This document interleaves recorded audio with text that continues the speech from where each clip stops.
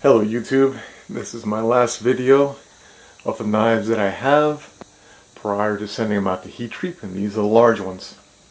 So these are the last ones I've been working on. I started first with the small ones on small scale equipment, and then I moved up to these larger ones which I prefer.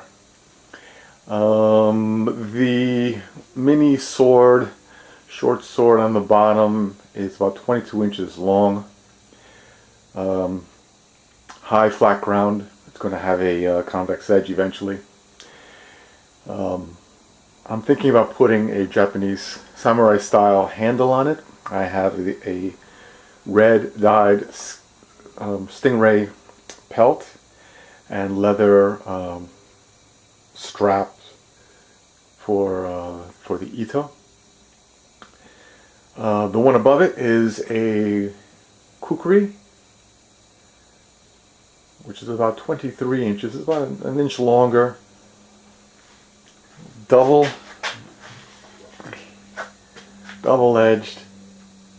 And I did that for two reasons. Number one, I don't plan to use this for anything. It's just for show. It's just to play with. And by putting a bevel on that side, by putting an edge on the top side, where normally it doesn't get it, definitely lighten the blade. Also put a finger choil. I'm having trouble fitting the knife in here in the camera. So I put a finger choil here to choke up on it, just to make it easier for balance.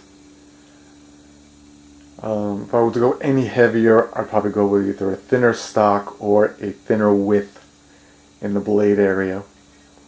This was all done by hand on the KMG, and the video makes the blade look nicer than it is, but for doing it by hand, I gotta say it came out pretty neat. If I want to do better work, I would get a file and smooth it out a bit, but it came out pretty neat for now. It gets sent out to heat treat, and when it comes back I have to regrind it again. The edge on this is pretty thick, only because I don't know with the larger swords if I need to make the edge thicker prior to heat treat to keep it from warping. So there's still a lot of metal to grind. Let's look at the short sword here. That there at the end, that slot is for threading through the leather straps which make up the handle.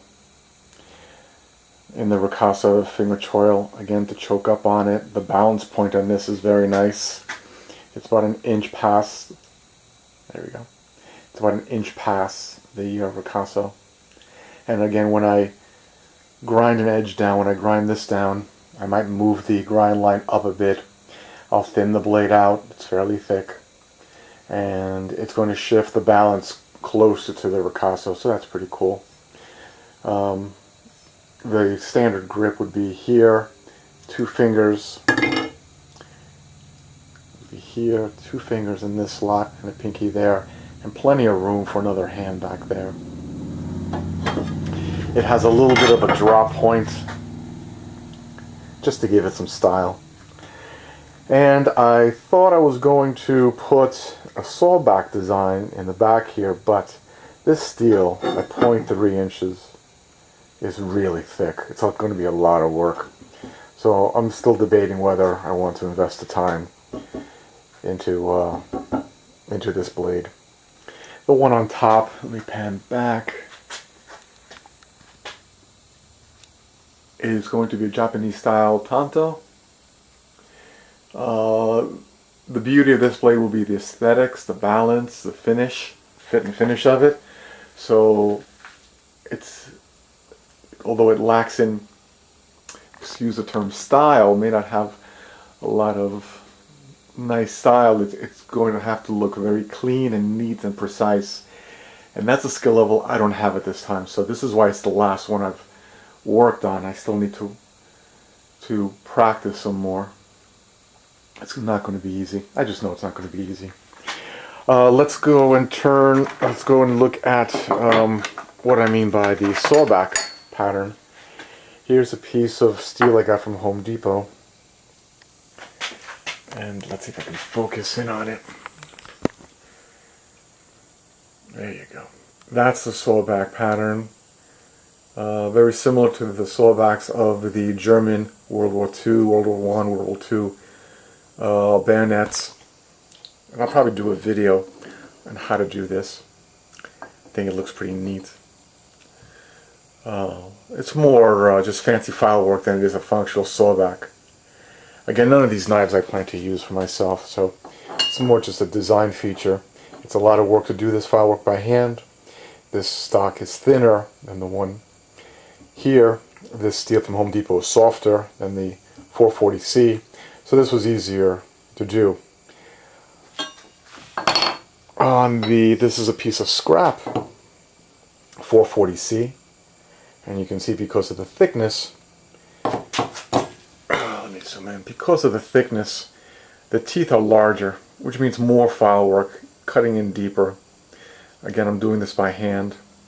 These here are all practice. I didn't file all the way down, but the more you file, the more of a point you get. And this one I'm almost to the top. But this took a lot of work just to, so I could stand these up back here. So I can do a side-by-side comparison. So the one in the back took a lot of work to do. And you can see the size difference.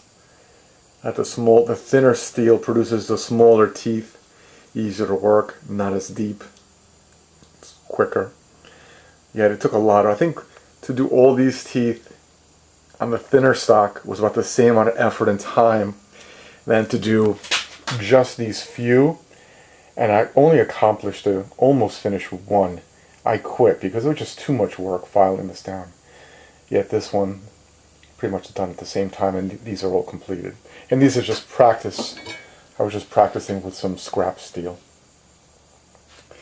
So that's the end of these videos. My next set of videos will be my knives after preheat. They come back looking pretty ugly, I think. And then I'll show you the videos for making the handles, putting on an edge, making the sheaths. Alright, YouTubers, give me some feedback, some constructive criticism, of course. Subscribe if you can. Have a good day.